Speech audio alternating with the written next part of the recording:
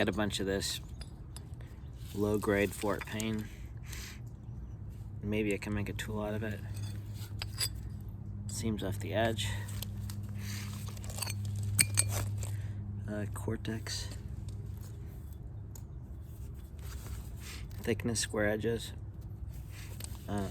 Very dry, very porous. Could maybe make a tool out of that. So hopefully do something.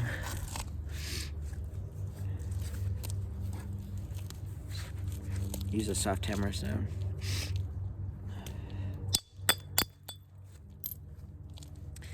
Can work it in the ground or against an anvil.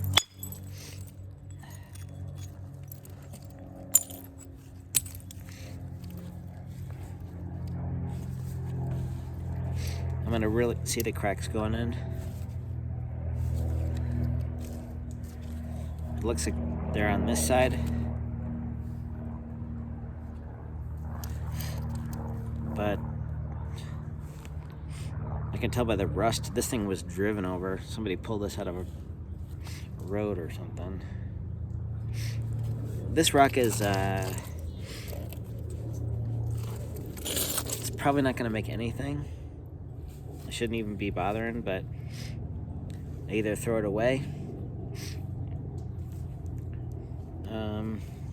I could mail it for free to somebody, to Nat. This dry, if a rock is dry, you can lick it. If it does that, it's a dry rock. Fine grained though. I mean, it's fine grained, it'll be soft. It ought to work okay. So just have fun, and not gonna spend a whole lot of time, but because this is so much cortex on the edge here, I'm gonna have to do a lot of thinning from the ends. So let's just do that really quick. I really need a hammer stone about 3 times this big.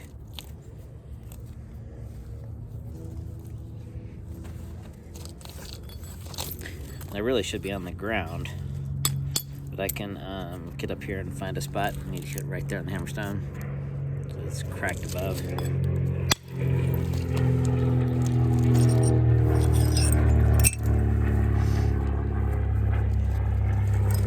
I'm just gonna clip these.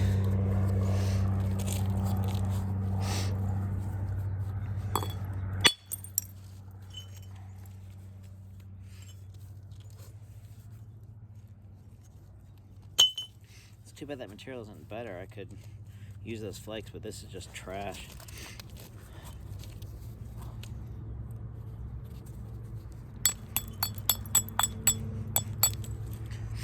That line right there, the place I'd want to hit would be right here, but that little bump is in the way. See, bump be gone. Build up. There's also a little seam there. So I'm gonna do a flake from here and a flake from here.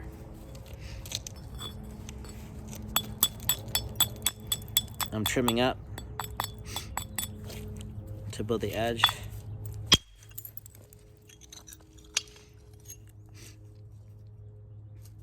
That might make something. Let's go to the other side. Since I took this cortex off, when you work with hammerstones, you want to, or antler, more so with antler, but with hammerstones too, is get a clean face, right? If this was cortex here, I wouldn't be able to hit that. So I'm going to want to take a flake down on this side to blend in. So I'm looking, I have a weird scooped area. I want to hit right there. And I've got a bunch in my way, so sometimes when you move stuff out of your way, you have to know what you can do, because you can't flake everything you want to. You have to take the flakes you want to with authority, and then sometimes to decide that, like in this instance, I want to probably use this area here to hit and try to get it over there. So I'm gonna just turn this over and do a little trimming. Find a spot on the hammerstone.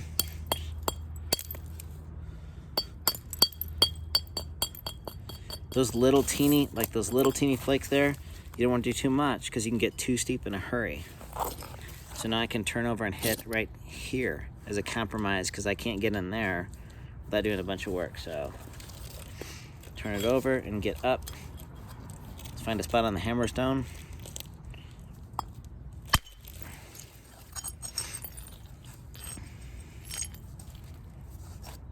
That'll make something. The edge of this, once again, is really soft and junky. The middle will kind of work. So we're gonna want to thin more from the ends and then turn, get these edges worked down so I can make a tool out of this and keep the length. This rock should have been probably left in the creek. Now to come down this ridge, I'm really round here. So I'm gonna want to take a flake back here and then try to turn this corner over. So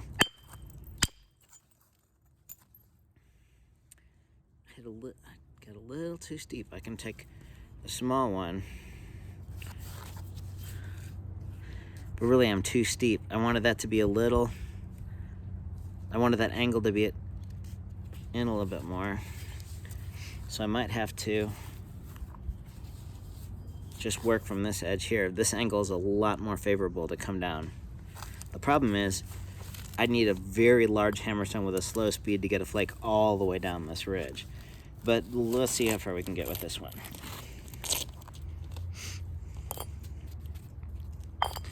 Find a comfortable spot.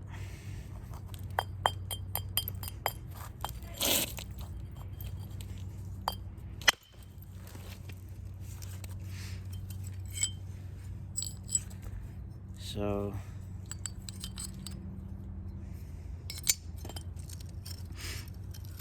on soft materials and a pitted hammerstone, you're going to get double strikes a lot of times. What I wanted was this, and what I got was this. No big deal. But that helped us because now we just need a short flake here.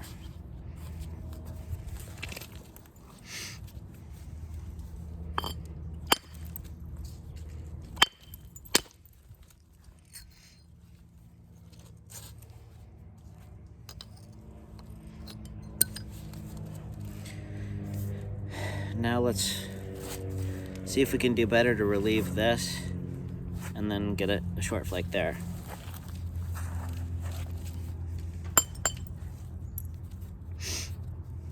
If this was a hard hammerstone, it was smaller, this would not. You need a really soft hammerstone on this kind of stuff.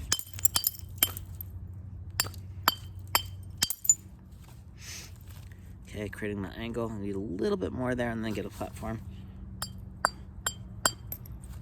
Oops, well, that actually worked out pretty good.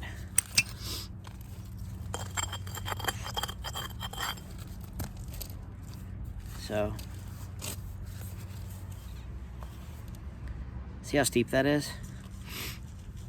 And I'm not worried about kicking through because I've got this flake that stuff there, so.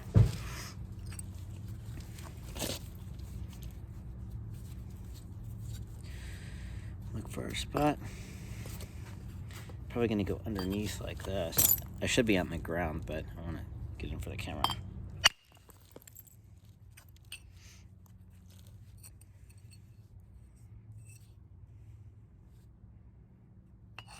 That's the best rock we've seen so far. And that's kind of thick enough to do something with.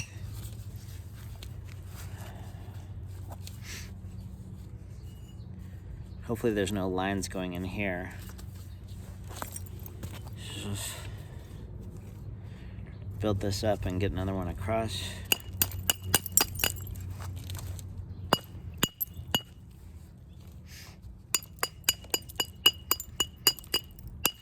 Some rock like this you can get for free or easy because people don't want to work it. And this kind of very, very soft Fort Payne. It's wood, soft hammerstone, or antler. The copper guys do not like this, so you know, if you want to go and pick some of this up, you can probably get it. See the little sway here? I'm gonna probably want to build that up and take a little bit more. So I'm just gonna trim that up. And then I'm going to hit right up here. My hammerstone is junk. I think I broke my hammerstone. No, I cracked this.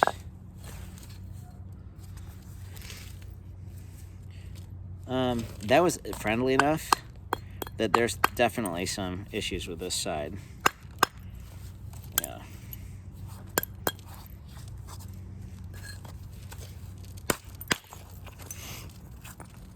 That edge. I was worried about those cracks coming in.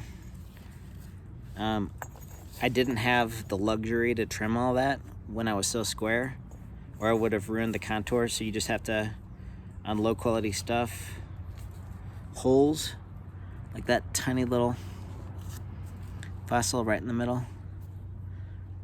Any little holes in that flint, or a seam from the cortex, you have to trim those off if you have width. In this case, I didn't.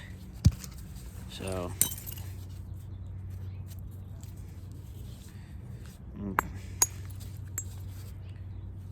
we can get rid of that soft edge now pretty easy though. But the problem with these rocks is that if you're dealing with low grade rock, it's an advantage. It's big. So, but at least we can get rid of the cortex, and now we can make two, hopefully. So I'll trim this edge down.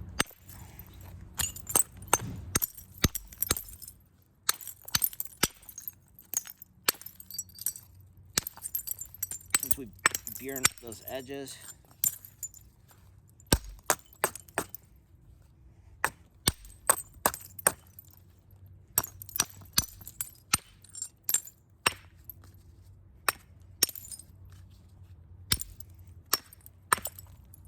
get in there.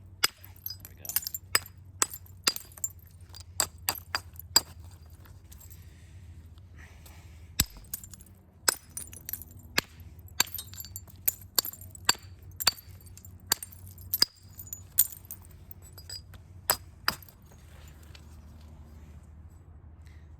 Bye, face.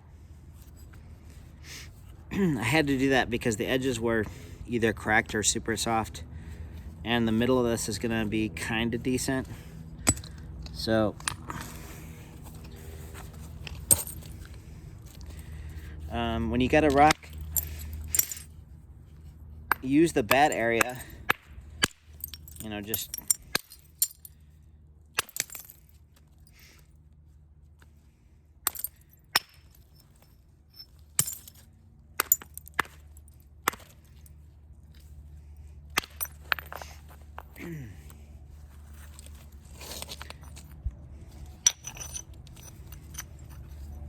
that was super careless. But I'm sort of over this kind of rock. I've been fighting this stuff for a couple weeks, and this is one of the nicer pieces. And I've got 3 anyhow, so this will just be narrower. Trim that cortex off, that would create those angles.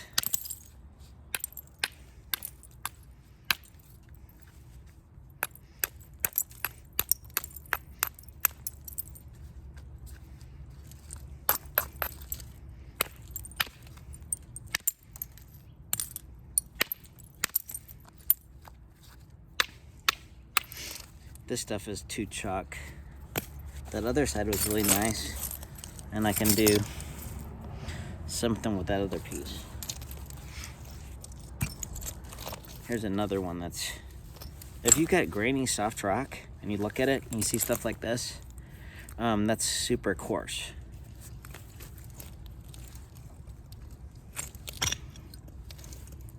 So we'll do a test with a small hammerstone. It's gonna be basically like this stuff.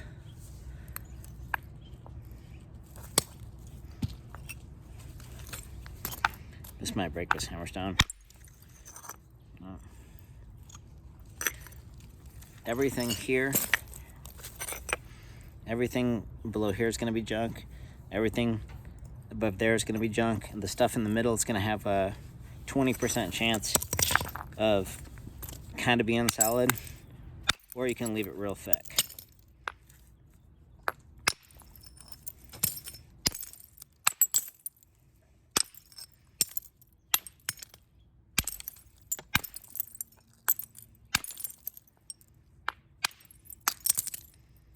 Yeah, this whole thing is trash.